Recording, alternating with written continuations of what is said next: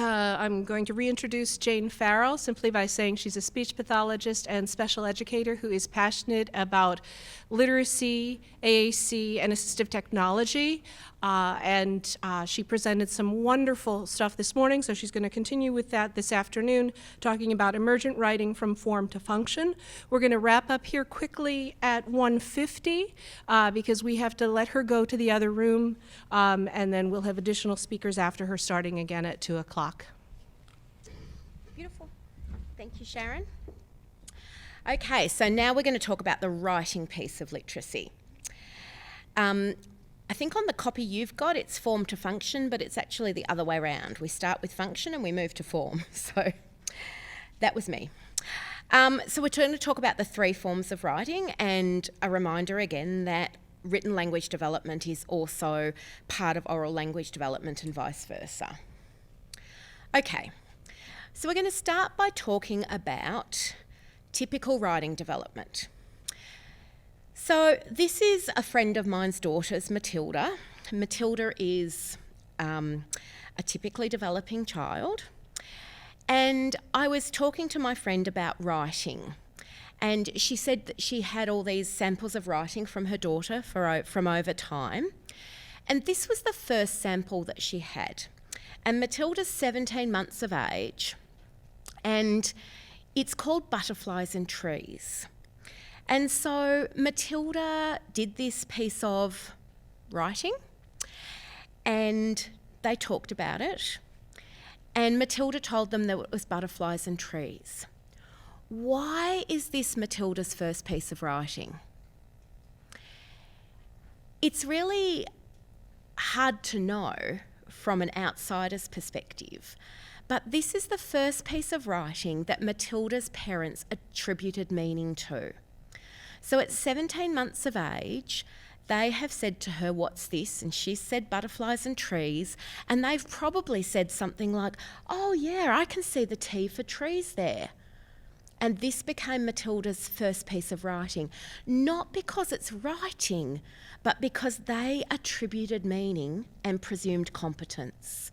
And so they have done the 2 adult superpowers of writing, which are attributing meaning and assuming competence. And so for the next few months, every time Matilda does a piece of print, they talk about it as if it's writing and as if she's a writer.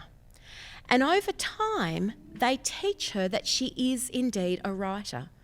She's a writer because everybody around her believes that she's a writer, and because everybody is doing those 2 superpowers of attributing meaning and assuming competence. By doing that, they have taught her that most basic important skill, which is that she is a writer. And that is the first of the functions of writing. Until you believe that you are a writer, you're not going to develop as a writer. And so that's the very first thing we need to teach every individual that we work with on writing. You are a writer. By 2.5, Matilda is starting to show some difference between her writing and her drawing.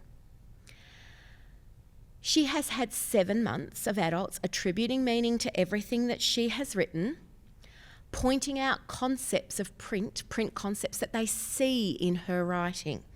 Now, if we go back to that butterflies and trees, you see why I've put the word "see" in inverted commas. We actually begin talking to children about writing long before we see anything that actually looks like writing. And that's why there's no such thing as writing readiness, because writing readiness is about us teaching them that we believe they're a writer and showing them that by attributing meaning and assuming competence, that they are a writer. Once they're a writer, we do lots more pointing out things in their writing. We constantly assume competence. We do all of the other good parts of emergent literacy development, and they start to learn through all of their exposure to print that there is a difference between writing and drawing. And as a result, they move up a step on the developmental writing scale that we use to level 2, and now there is a difference between their writing and drawing.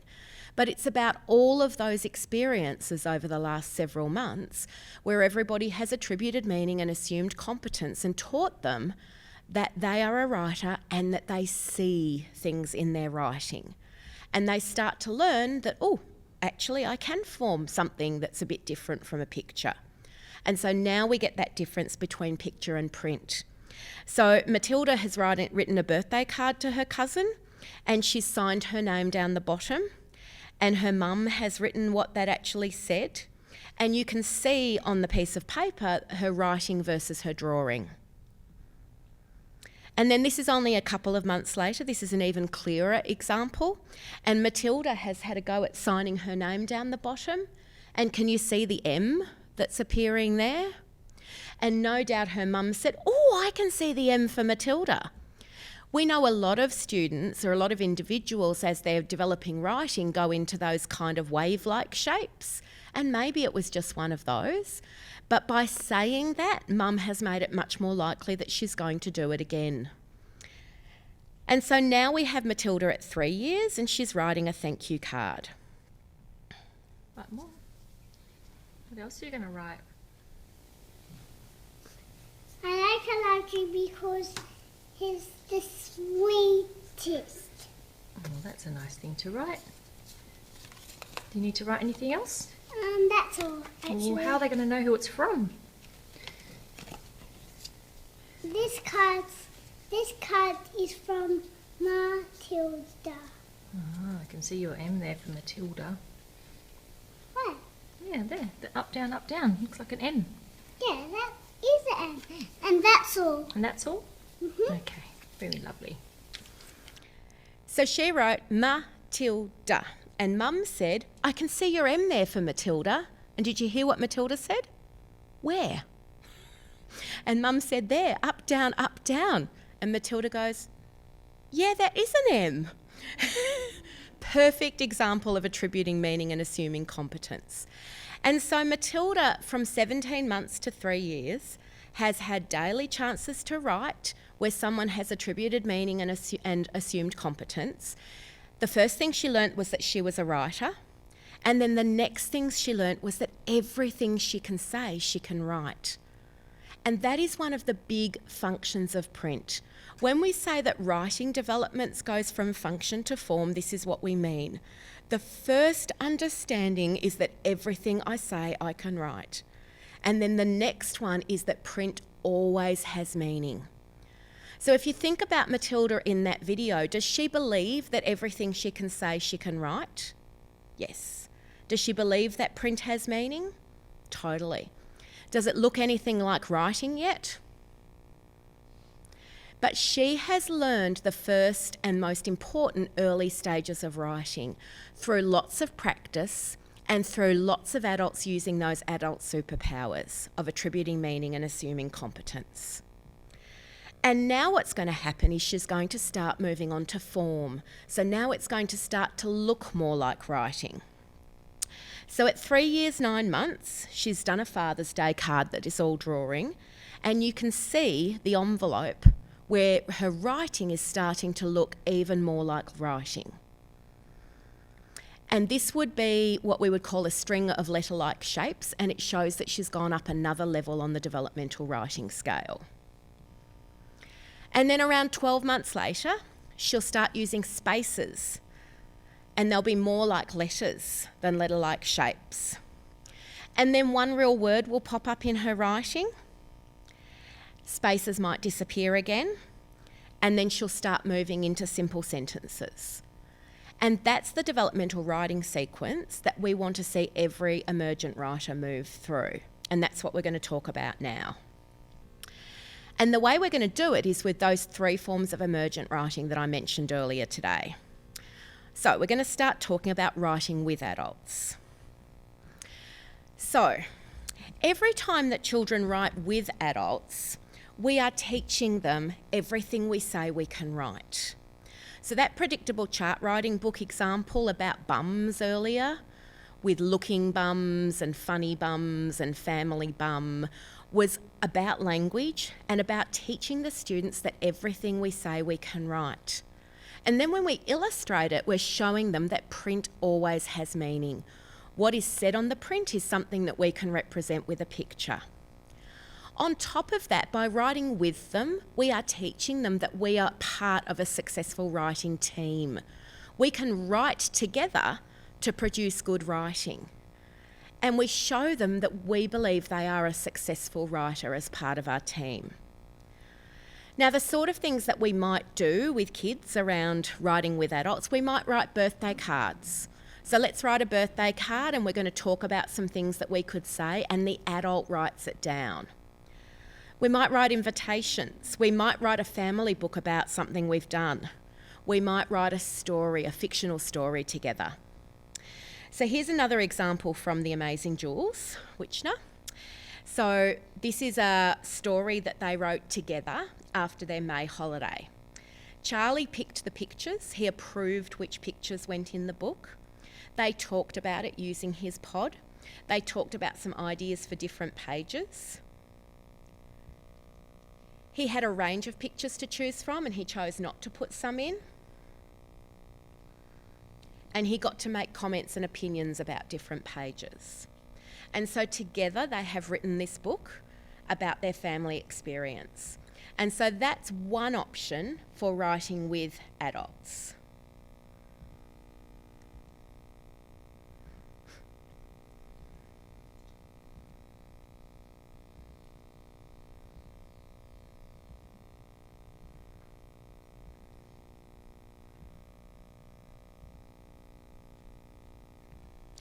Another option for writing with adults is predictable chart writings, and that's what the bum book was this morning.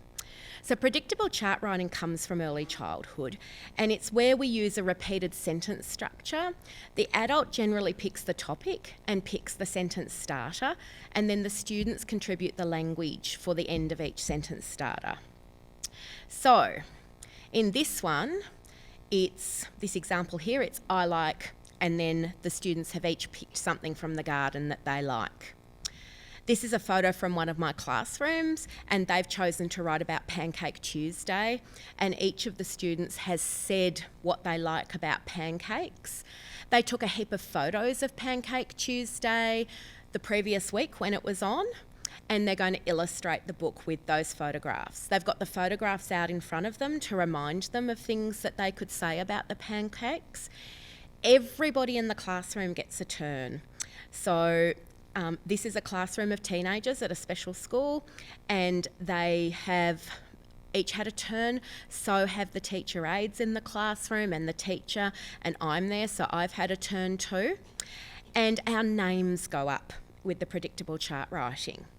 So the person at the top is actually me, and Carol's going to reread the chart. So the first thing we do is pick the language, write it up, and then we reread it. And we reread it every day.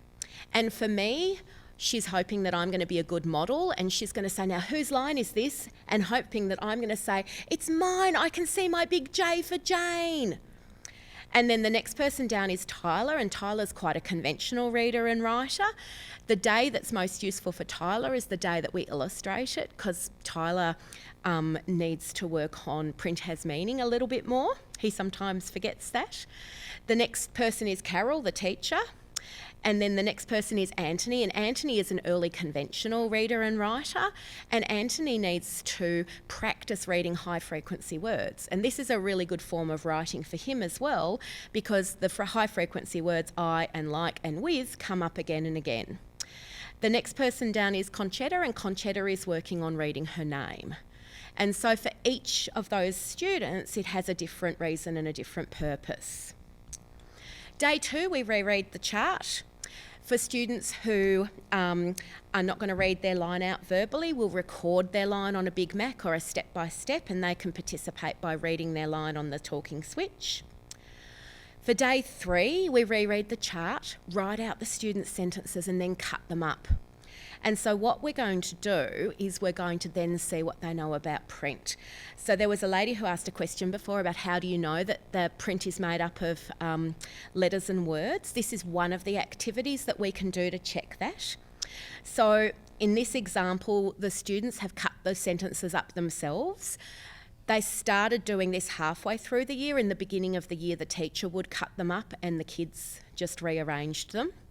This student shows us that he knows that print is arranged in a line. He even knows about word order, and so he's showing us a lot of skills. These are just words on tables. Frequently we would glue them straight into a book, but there's an issue with glue in their classroom, so they're just putting them straight on the table. This student has cut them up. He's done a great job of cutting them up. He knows where to cut between words. He's just feeling a little divided himself that day, so he chopped himself in half. But again, he knows that print is arranged in a line and he knows that word order is important. This student knows print is arranged in a line but hasn't yet got the importance of word order. So this is a nice way for us to figure out what they know about print and how it's arranged and how it's organised. And then this student is still yet learning how print is organised and arranged. His sentence was possibly chopped up for him, I'm not sure. And then day 4, we reread the chart and talk about illustrating each page. And then day 5, we illustrate it and publish it and turn it into a book. And you already saw that example earlier today. And so that's their published book that goes into the classroom library. And now they're all part of a successful publishing team and they are all authors. And all of that is important for building that belief that they're a writer, that understanding that print has meaning, and their understanding that everything we say we can write. So that's writing with adults. The next form of writing is writing from adults. Now, there are lots of different forms of writing from adults that exist. So it might be that you're writing in the communication book to tell them about something that's got to happen at school. That's something that they could watch you writing. It might not be terribly interesting to them, but it's there. Every time they see us write, and they see print being used for real reasons, it helps them to build an understanding of those functions of print. So, we've got an example on the far side where a teacher is leaving the principal in charge of her classroom while she goes to a meeting, and she has written a list of all the things that have got to happen for the principal to follow. She did that in front of the students. They problem solved and talked about what they normally do in the afternoon and what's got to happen. And she's written it up. And now they're going to see the principal follow it. So they are going to learn, again, about the use of print and what we do with print. 2 simpler examples from Jules Witchner. They were writing Christmas cards, and so she has pre-written some text for Charlie about the sort of things that would go in a Christmas card. And then they were writing thank you cards, and she wrote thank you on a piece of paper. So he is seeing her write before he writes himself. Lists. So, what do lists teach students who are emergent? Lists teach them that when we write what we say. So let's talk about a shopping list. You're in the kitchen, you've run out of milk, you say, oh gosh, I've run out of milk. And then you write it on the shopping list. At that moment, you are demonstrating that everything I say I can write. One of those earliest functions of print that we want students to learn. For some students, it might be about the fact that you're using an M to write milk that they're learning. But for the most emergent students, it's about teaching them that everything we say we can write. Once you've written the list and you take it to the supermarket, you are now showing that print always has meaning as you refer to the list and cross it off. Now, one of the things that they talk about in emergent literacy, that 1,400 hours that students get before they go to school, is things like lists are a really important contributor to students' understanding of how print works. Sometimes shopping lists aren't terribly practical. Maybe we order online or other things, but is there a way that you could incorporate lists that would teach the same skill? So could you, before you go swimming, write up a list of everything that you have to take swimming and then cross it off as you put it in the bag and you pack it? If you're trying to teach that print has meaning and everything we say we can write, lists are a great way to teach that. Then we have morning message. Morning message is something that a lot of teachers do in the morning to tell their class about what's going to happen in the day. It would have been best if I'd typed this in front of you, but I was a bit embarrassed in case I made a mistake, so I typed it beforehand. So, different students at different places. Morning message at its most basic is about everything I say I can write and print has meaning. It's always about something that's going to come true. It is always about something real. We write it in front of them to show them that everything I say I can write.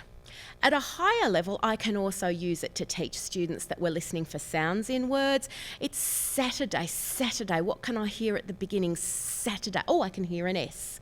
So we can use it at different levels depending on the writer that we're working with. We can write emails, obviously. One of the things that concerns me, when I sit up at night worrying about the world, is that kids aren't seeing us write as much as they used to.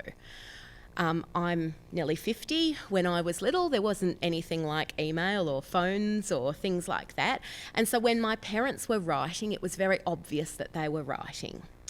I am concerned that kids aren't seeing us write as much as we used to, because writing is now so continuous with everything else that we're doing on this piece of technology we hold in our hand.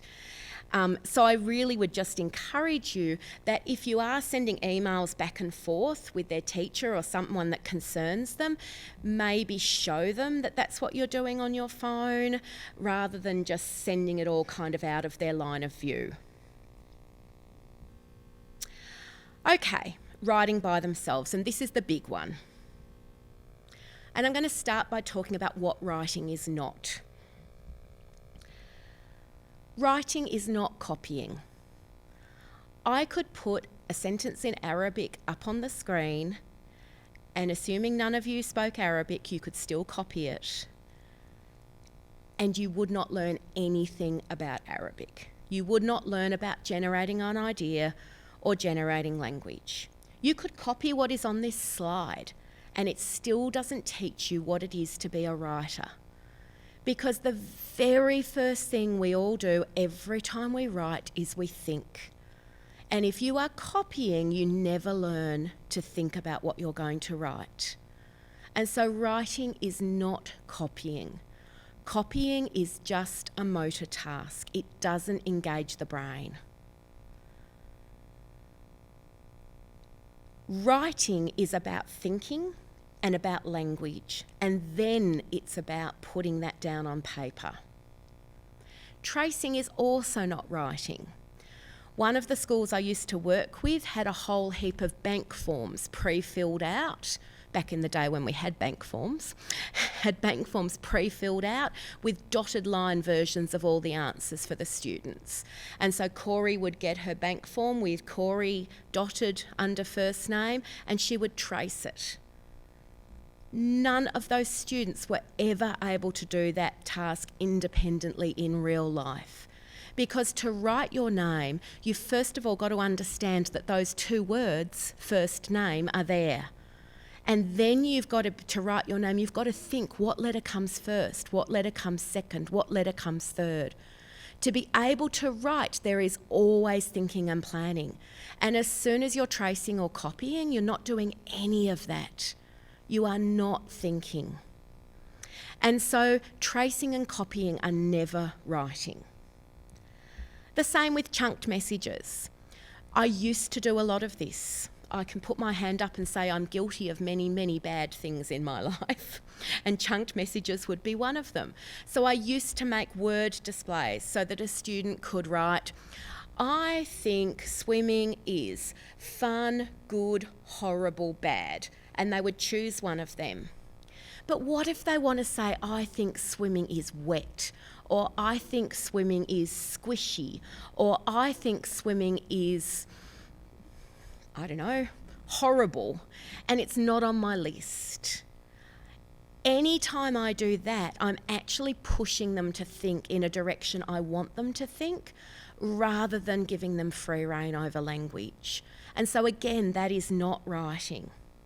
It's not writing if they dictate to us with their AAC system. It's great that they're generating ideas and language, but the next part of it is using the alphabet to say what you want to say. And hand over hand isn't writing. As soon as we're doing hand over hand, again, you're not getting ideas and language and thoughts. And worksheets never are either. Writing involves their own ideas and attempts. It involves cognitive engagement. It involves independent attempts with a complete alphabet, and it needs to be in a real context for real reasons. When I first started working in special ed nearly 30 years ago, I was working at a school and the students would walk in every morning and there would be a sentence pre-written on the blackboard and the students would have to copy it, and that was their writing for the day. No one even ever told them what the sentence said, they just had to copy it. That has nothing to do with real writing. Real writing is all of these other things. It's ideas, engagement, attempts, and it should be in a real context for real reasons. What happened with that writing they copied? Absolutely nothing. No one ever even talked about it. And the only comments ever made were about their handwriting accuracy. And that brings me to my next point, which is alternative pencils. So, for a lot of our students, if we limit writing to handwriting, their writing development is not going to go very far because the fine motor skills involved in writing are incredibly complex.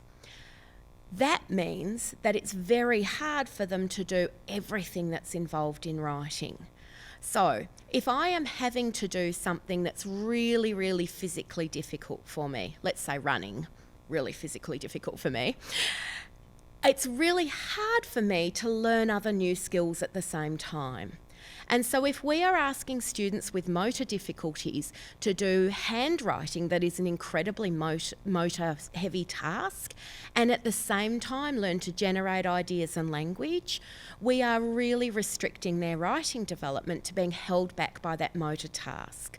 On top of that, there are some students that we all know where handwriting is just never really going to be an option for them. Now, some of you are sitting here handwriting, but some of you are writing on other pencils. In a normal day, do you always use the same pencil for all the writing you do?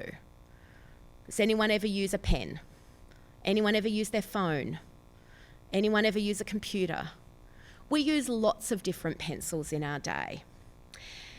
In Australia right now, it is considered to be, in our curriculum, handwriting is given a very small emphasis. It's almost not mentioned. Writing is about everything else, and the pencil that we use is the best one for the task. So if you think about your kids, what do you want them to write when they leave school? What do you want them to write as adults? Do you want them to be able to send you a text message when they're out? Yeah. What are they going to use to do that? A phone with a keyboard. When they are in the supermarket and they've got a question about something, it's a text message. When they're filling out a form, most forms are electronic now, so you can fill them out with a keyboard. If you think about it like that, what's the most important pencil for them to learn? A keyboard's actually probably a more important pencil for them to learn than a pen and pencil. And so alternative pencils are a really important thing for lots of reasons. For some students, they're an alternative to handwriting because the motor demands of handwriting are just too much. For other students, they're an alternative to handwriting because it lets them focus on the other parts of writing. And for many of us, it's just a more sensible pencil to learn. And so we look at the best alternative pencil for each student. And there are so many different alternative pencils out there. I've got a blog post on alternative pencils going through some of the options. But really what you want is some sort of pencil that gives them access to all 26 letters of the alphabet. So here's Kyra, and she's going to do some writing with a flip chart. Am I right? Did you think writing is boring? Was I right? She just said boring with her pod, and I was trying to guess what she was talking about. No, okay, okay. Could we do some writing about Grandad being your favourite? You've looked over it, yes, all right. Here we go. Let's grab your very special flip chart that I love. Okay. So Kyra's OT made her this amazing flip chart. And we've got A, B, C, D. Do you need A, B, C or D for writing Granddaddy's your favourite? You're looking over at yes. Do you need A? So it's got yes, no mounted on it, so she can easily look at yes or no. For Granddaddy's it's made out of piping material, plumbing material. The flip chart's mounted in the centre so that people assisting her only need one hand to operate it, not two. It's very funky and cool. She has between 4 and 6 letters on each page. And we auditory scan along and she says yes or no to each page and then she says yes to the letter that she wants. Oh, you shook your head, no. Do you want B for Granddaddy's my favourite? Yes or no? Yes or no?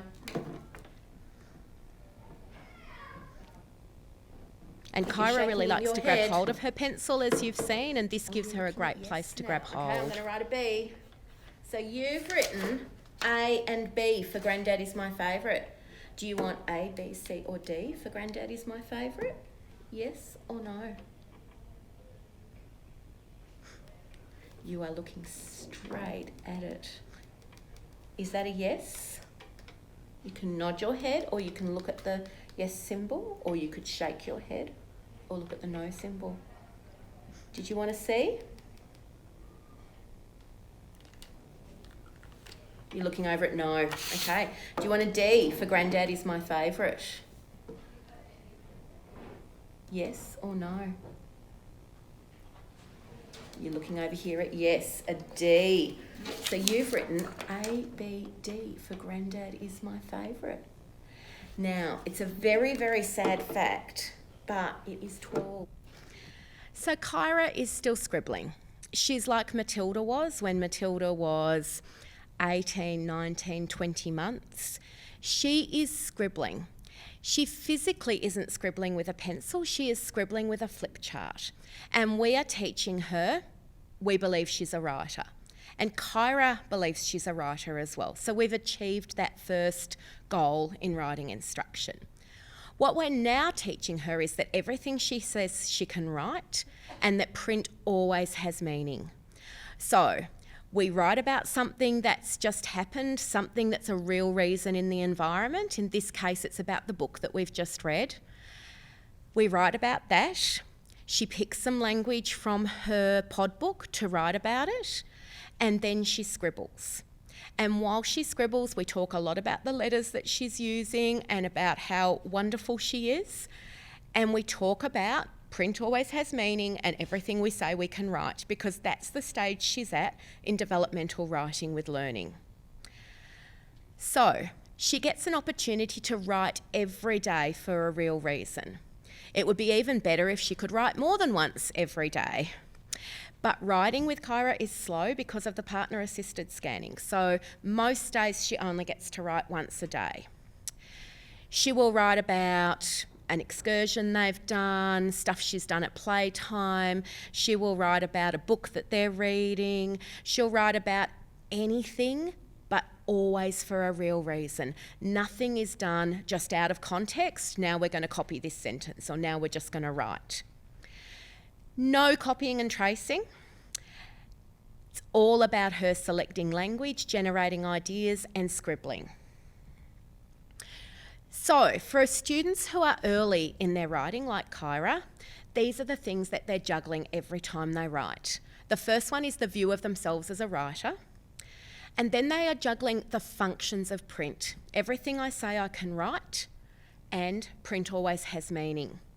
On top of that, they're juggling ideas and language. So Kyra has generated an idea, scaffolded by me, that she's going to write about the book of the week. Her idea is that Grandad is her favourite, and she's thought about the language that she needs to use to say that, and she's used her pod to generate that language. They're the only things that she is juggling at this point. I am not worried about what letters she's selecting because she is scribbling just like Matilda was. As she progresses, letter selection is going to become important. We would like to see that she chooses a G for granddad or an F for favourite. All of that becomes important later on, but it's not important just yet.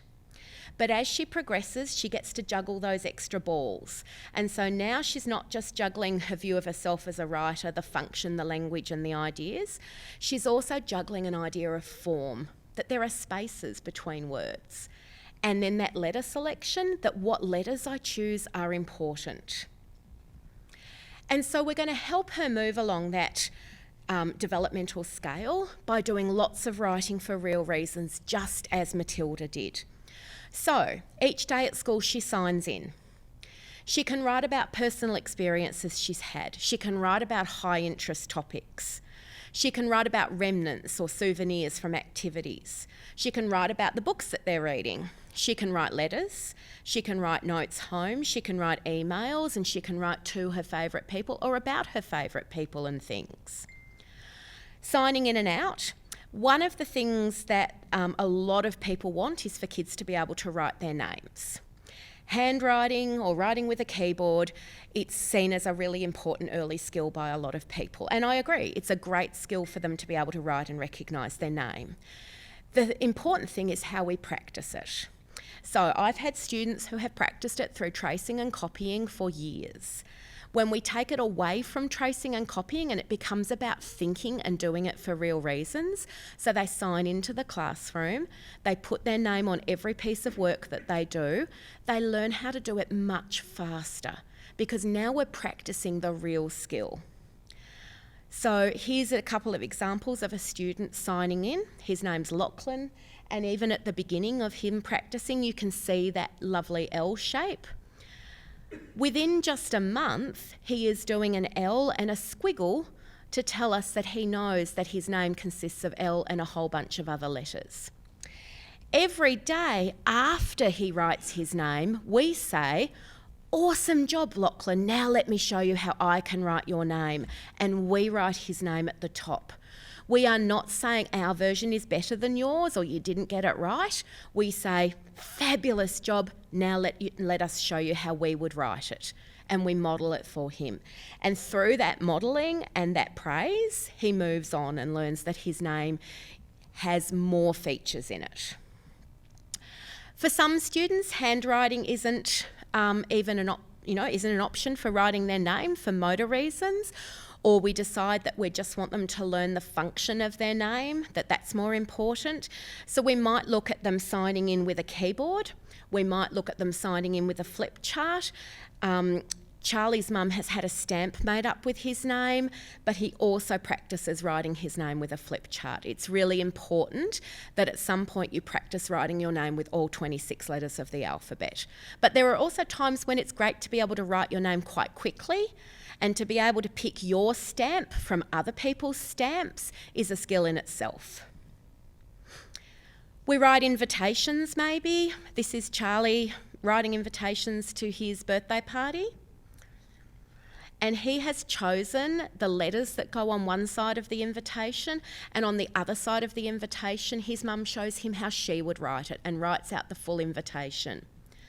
They also wrote thank you notes for every present. So he's used a Flipchart to pick his version of the thank you note, and then Jules has shown him how she would write it underneath. We write letters. Virtually every school I work with ends up with a letterbox. Letters may not be something that we receive so much anymore, but kids love getting them, especially from other kids. Letters are a really great way to practice writing for real reasons. We write about personal connections and experiences. So again, these are from Jules Wichner. Charlie has written about a photo of himself, and Jules has modelled how she would have written Charlie is jumping on the light board. She's trying different ways of modelling because of his cortical vision impairment. There's more of a close-up of what he wrote and her notes on the side about what she's going to do with it. So she modelled Charlie, that's her writing. He's then written everything else. And because he doesn't sit for a long time, she's going to bring that up again tomorrow and talk about borrowing some of his letters to write about it. He loved that piece of writing and kept going back to it again and again. So she printed it out and showed him that he could carry a copy around with him and how cool was his writing. And everybody talked about what great writing he'd done and how cool it was. So he's very emergent, and we're teaching him, or she's teaching him, that he is a writer. And she's using as many different ways as she can think to get him to learn that early skill. Here's another day where he's written about a bus and it's green and he happens to have used a G. And so how exciting is that? That's just like Matilda's trees and butterflies, where they're going, oh, I can see the tree there, and everyone else is thinking, really? I can't see the T for tree. Here we can all very clearly see the G for green bus, and what a cause for celebration. It is about teaching him that we believe in him, that everything we say we can write, and that print always has meaning. And then, because Charlie loved this piece of writing, Jules even made an Explain Everything video about it. Charlie, you wrote about going to watch the buses.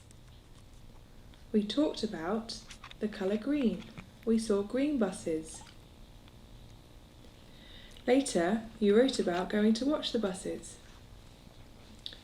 I've used some of your letters to write green bus.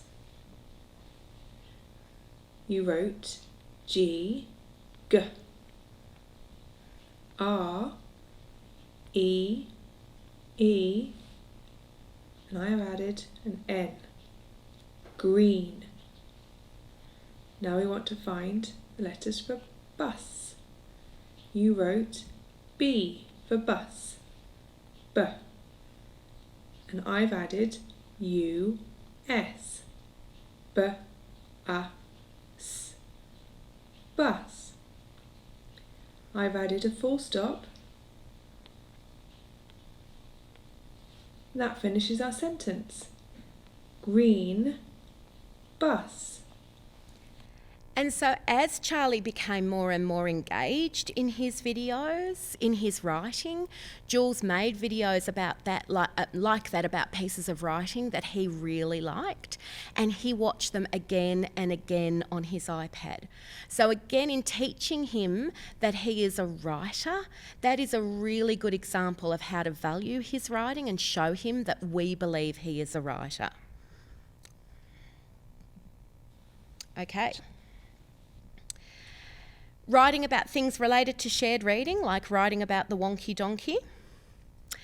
And remembering that writing is flexible and fluid. So this is a video from Tracy Campbell in Scotland. They are doing some writing. They're on their family holiday and they're sitting at a picnic table, and Tracy, I actually think, gave me this video to try and convince me that the sun does shine sometimes in Scotland. Every time I've been there, I've never seen it, but she's trying to convince me. A message and tell them about lunch or something. Cara? Cara? Right here. What do you want to choose? People. Turn the page. You want to write a message to Abby? Cara. Okay. What are we going to tell Cara? You want to tell her about Pippa? Okay. So she's picking a topic. She's chosen her sister's name or a friend's name in the pod. I think it's the sister's name. No, it's not her sister. It must be a friend. What you want to tell you here with all these people? Brownies. I know, it's okay, it's just wait, I'll just write in this bit. So what we'll do is you can write and I'll write it down and then I'll send the picture to Cara's mummy, okay? Is that a good idea? Tell Cara your message. So what are you telling Cara? And Tracy's saying, what do you want to tell Cara, your friend? Oh, Leah's got a sore knee. And Okay? Leah You're saying Cara has decided to change her mind. And she's moved the book over towards Dad. And she's signing finished. go to something on your thing. And Tracy says, do you want Dad to help you? Well, let's write. Okay. Lots of ideas of what to say to Cara. Right, so which letters do you want to choose? And Tracy's back on the original topic and she says, what are you going to write to Cara about? And Leah chooses an A. A, B, C or D? Another A? Now Leah absolutely knows she's a writer. She also understands that print has meaning and that everything she says she can write. She is much further along the developmental sequence of writing. And she's choosing some letters. Turn the page. And she tries pushing it away because she's on holiday, for goodness sake. And her mum is just mean. Go to write to the paper. Well, do you know what I think we should do? I think you should choose another letter. Do you want Daddy to help you? Okay. What do you want to do? So, let's see. Daddy, do you want to say the letters? A, B, so, A. And so Leah has actually signed or said Dad. so one of those. A D. And so Tracy interprets that as you want Daddy, yes. Dad to help you. So now Dad's getting involved. Another R. And now she's just chosen D-A-D. Girl, Dad. Well done. So she's actually written Dad now. That's very good. And then a space. You showed me a picture. There we go. Writing there. Right. And then down the bottom she's written finished. That's A for Abby and Dad. Let's put in a space there, will we? Space. Right. Abby, Dad. Right. Do you want an A, B, C, or D? Turn the page. Yes. Turn the page, yes. Okay. Okay. So writing is flexible and fluid. It started off being about her friend Cara, then it turned into being about Dad. Your message. This is another day, and Leah was writing about, I think it was her brother who's in the photo, and she chose in her pod crazy, and then these are the letters that she chose. So you can see that Leah is moving much closer to that late stage of emergent writing, if not early conventional writing. She's done that through heaps of practice, lots of alphabet work, lots of phonological awareness, reading books, all of those things. She knows the letters of the alphabet all the time now, and she's moved on with lots of writing practice to having all of that early writing stuff under control, and she's now at the point where letter selection is becoming a factor for her, and she's realising that she's got to choose the right letters for the right situation, just like she chose DAD for Dad. When you're doing writing, remember to keep it. Being able to look back, as we did with Matilda, but with any individual, and look at their writing development is really important. Make sure you choose meaningful and engaging topics. Give lots of wait time, especially in the beginning. Avoid lots of other extraneous language. Don't get distracted by something else and start talking about another topic. There's enough for students to juggle, keeping their language and their ideas and the letter selection and everything else that they're juggling without us starting chatting about other stuff. Focus on exploration. This is not about testing. It's a day of great celebration when they choose something like that for crazy. That is amazing. But we're not saying, okay, you're writing crazy, crazy. What sound can you hear? Crack. It's not about that. We're writing crazy. All right, awesome. What letters are you going to use to write crazy? That's how we're writing. As soon as we focus on it being right, what happens is students start to feel pressure and that it's about being right and wrong, and we often see a big reduction in their writing rather than an expansion. If you're having a big conversation about something, so if we took that word crazy and we said, oh, okay, you want to write the sentence Finn is crazy, we would write down that we contributed the Finn is. We don't want to put too many words in their mouths without making a note that that's what we've done. And in fact, we want to avoid putting too many words in their mouths. And we definitely want to celebrate and share. Every stage of writing is about celebration.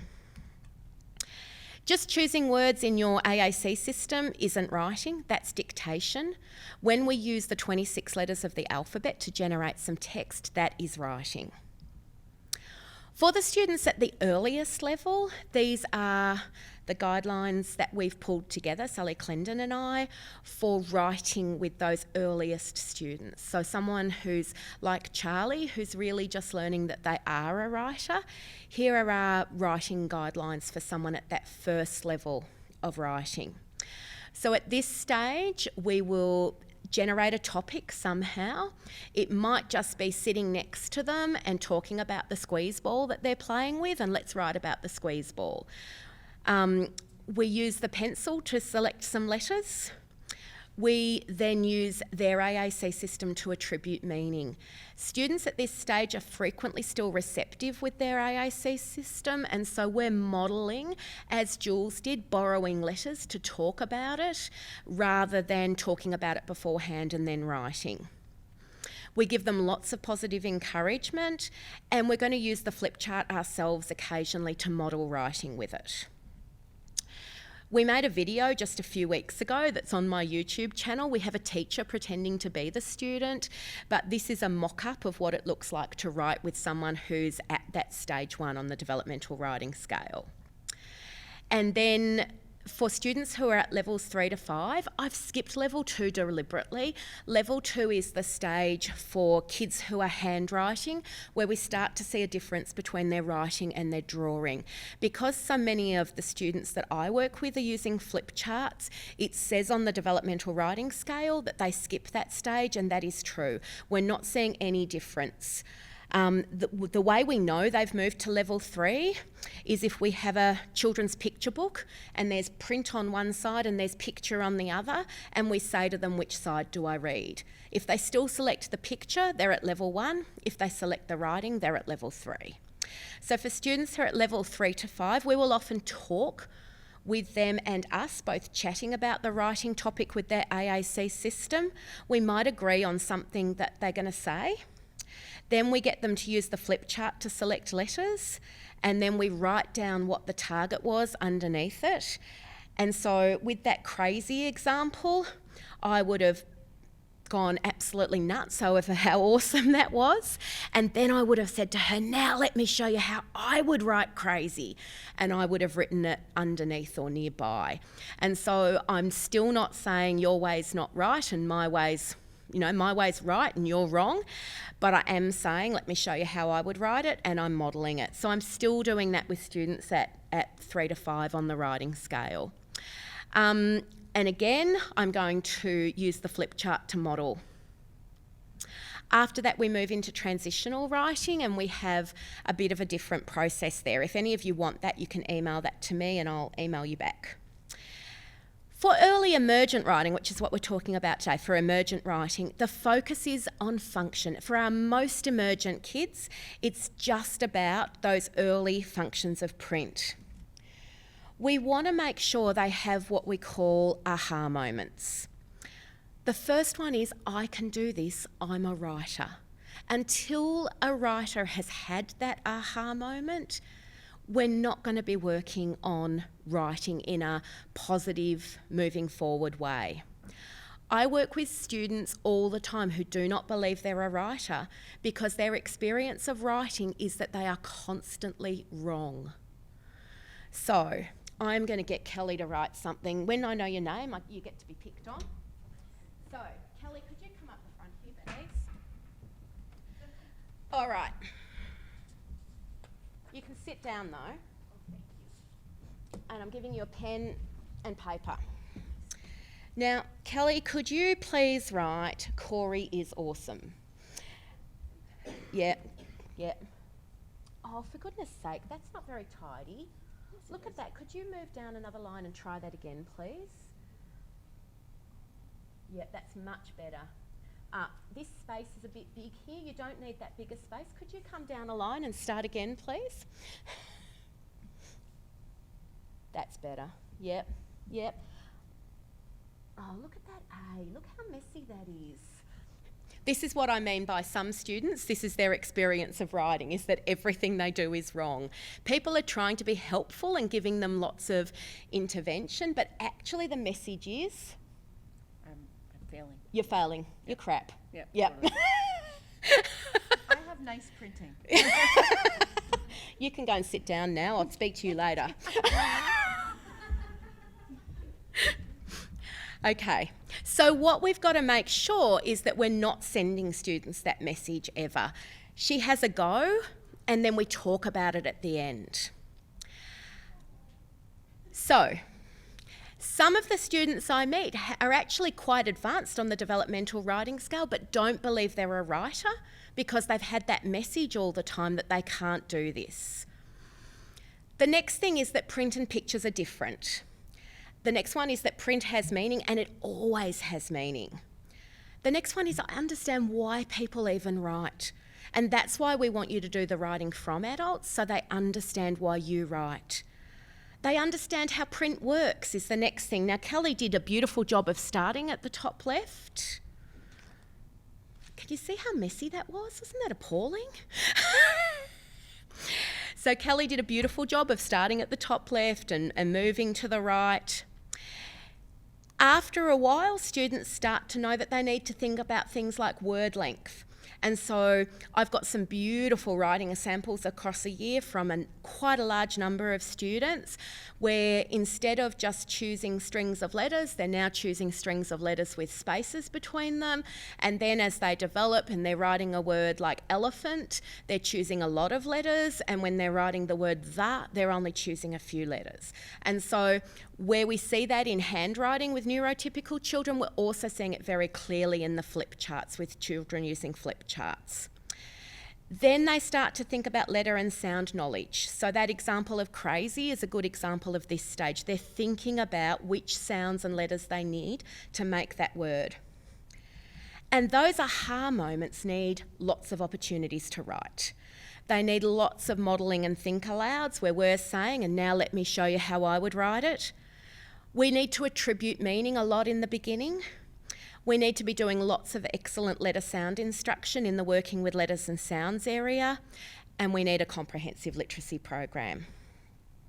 And overall, we just need to have lots of fun with writing.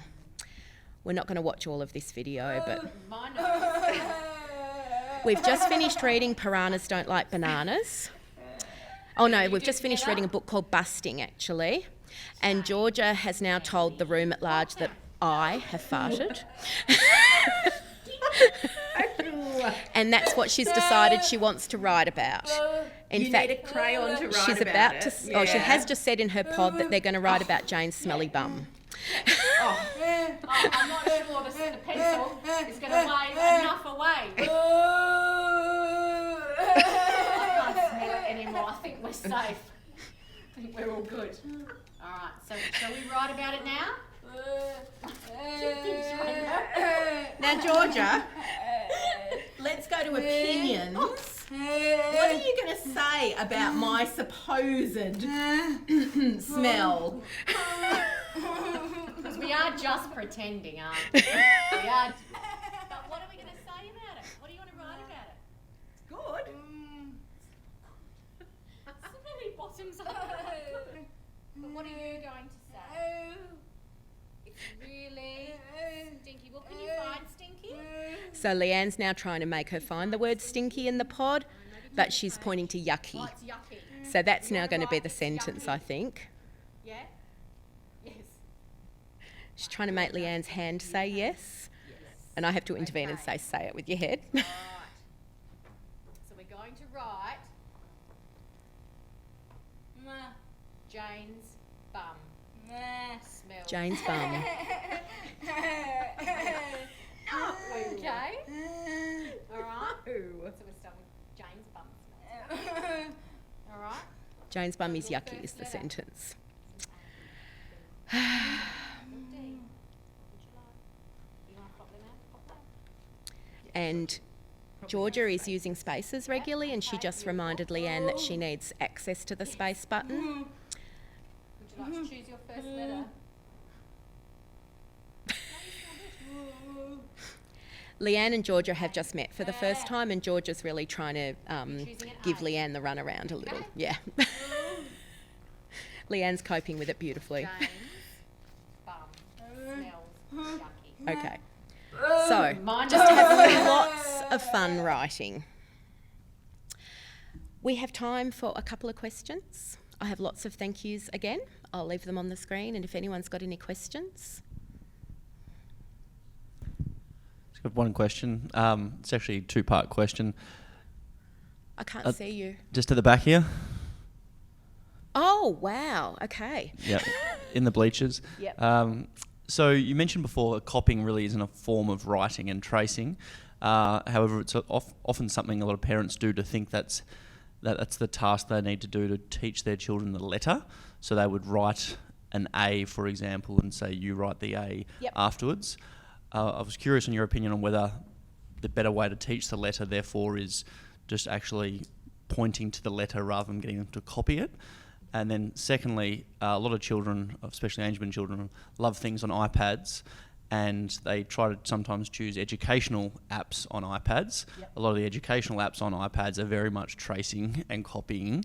And I was just curious, sort of stemming on from that question, whether there was better apps that you may have an idea of on the iPad, or perhaps that's not appropriate at all.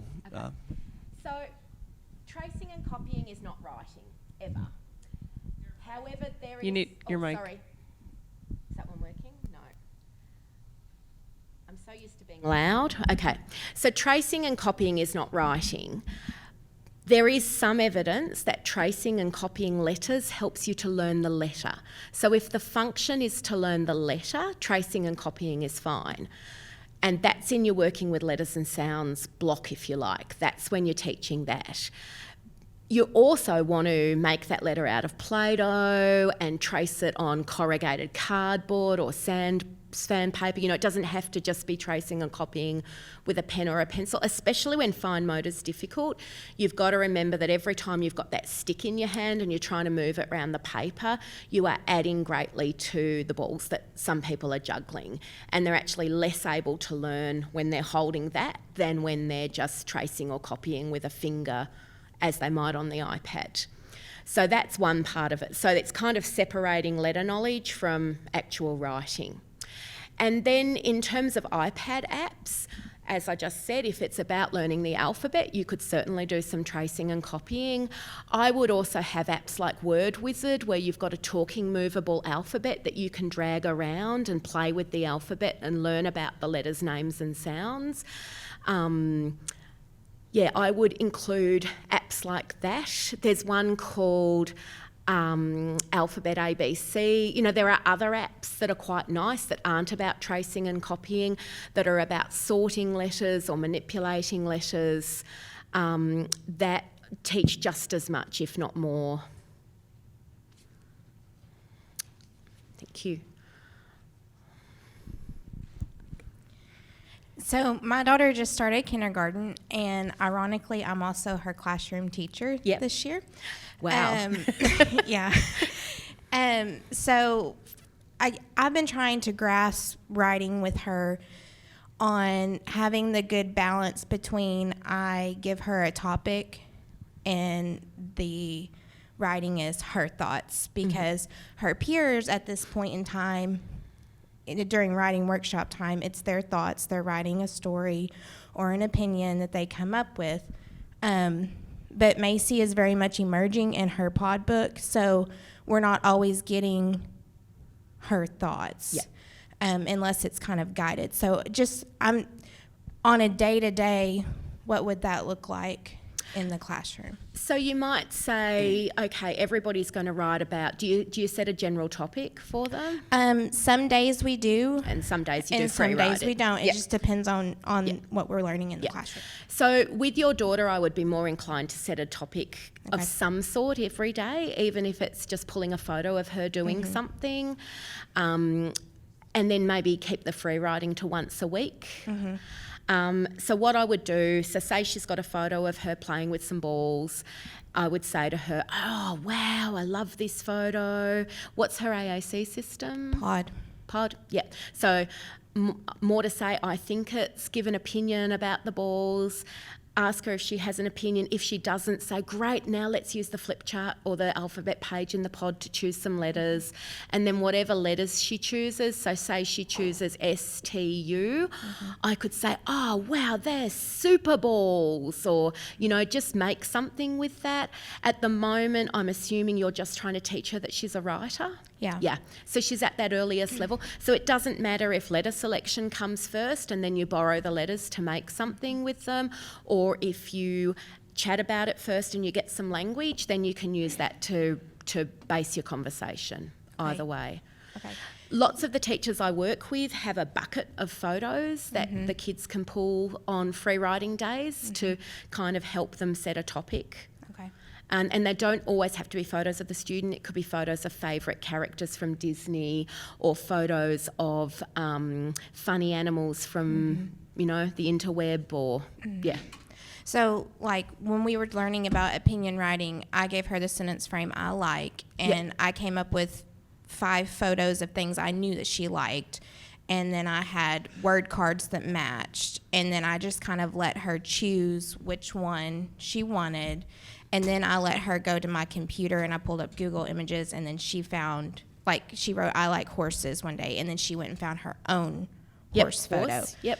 And I did that just for her to figure out the words make that sentence, and that was her opinion that day. Yeah. I mean, is that okay? So am I doing it right? I would say that's a little high. Okay. Because you're just trying to teach her at the moment that she's a writer. So it's not even about the words, the written words yet. So I would do exactly what you did. Go to have photos of 5 things that she likes, and you're going to write, I like horses. Do you want to give me another opinion on the opinions page? No. Now I want you to choose some letters for I like horses, and then we're going to talk about those letters. So I would just keep it at that level, because it's not yet about written words. She's still really learning about words as chunks for expressing communication. She's at that earlier level. Okay, and then is it more beneficial to use like the alphabet pages in her pod book, or to have a flip chart? Because to me, the flip chart's kind of like me giving my typical kids their ABC chart to kind of build the words. Yeah. We see a lot of progress on the kids using the flip charts. I don't know whether it's because the alphabet is more overwhelming. The OT who designed the flip charts and the staff at the Centre for Literacy and Disability Studies were looking at kind of an accessible pencil. I think the way it chunks the alphabet seems to help with students who get very distracted. So, yeah, I would probably look at a flip chart. But you can also then use the alphabet page in the pod for talking about letters and playing games. So, you know, you can use both in different situations. Okay, well, thank you so much to Jane Farrell. We're going to let Jane go because she's going to go to the other room where there's going to be a panel discussion with Jane and Mary Louise Bertram. And we're going to continue on in this room with some team approaches to therapy. Thank you.